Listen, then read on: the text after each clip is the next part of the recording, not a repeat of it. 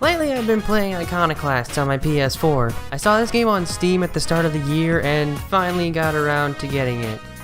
Trying to figure out how to download it on my Vita, but I think I might have screwed something up because I'm not good with technology.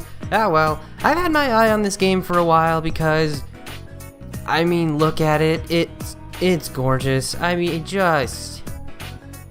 wow. All these bright colors, detailed environments, and smooth animations are incredibly impressive, especially since one person made this whole game. I love that. Like a few other great titles made by one person, Iconoclasts is a Metroidvania.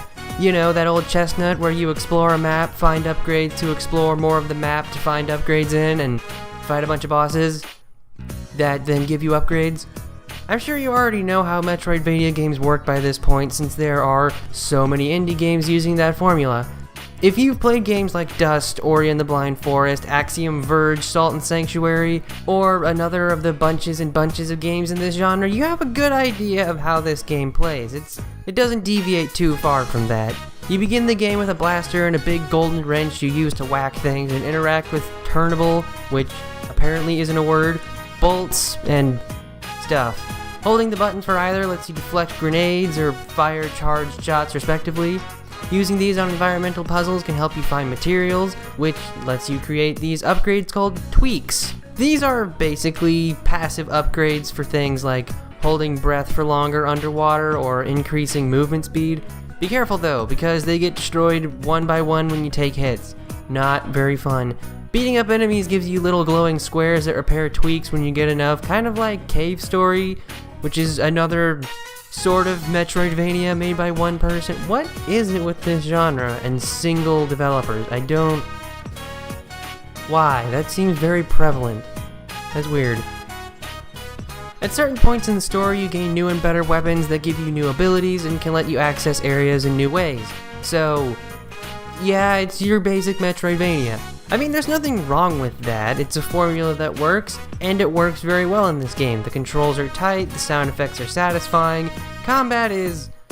well, I mean, you just hit people with your wrench, it's not very hard, but it is fun. It's really more about puzzle solving and platforming than straight up combat. The boss fights are where you're gonna get most of that, and they're fun, so that's fine. It's all good.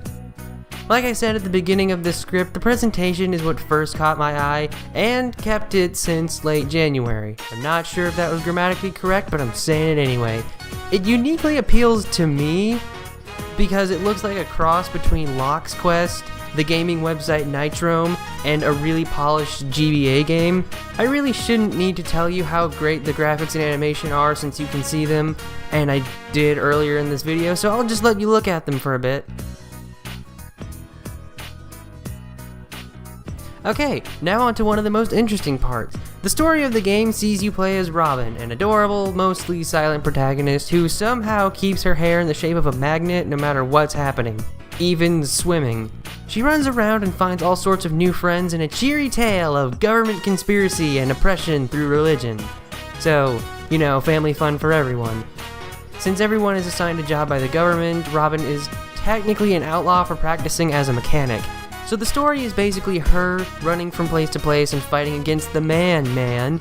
It's also all I can say for what the story is, since I am not very far into this game. I'm having a lot of fun though, especially with all the cool bosses I fought so far. Almost all of them involve some kind of puzzle mechanic that makes them more interesting than just smacking it with your wrench. As for problems, I really only have one, and it's a problem I have with most Metroidvanias in general, so I'm not directing it at this game specifically.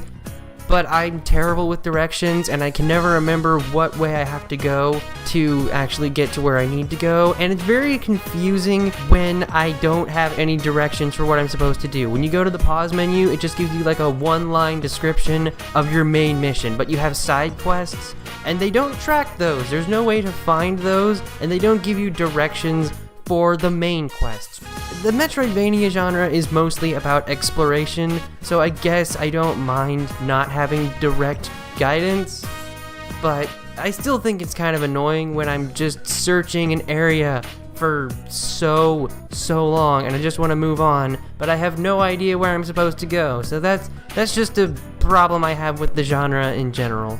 Like I said, this is a pretty solid Metroidvania with great presentation, so I can recommend it to anyone who's into that genre.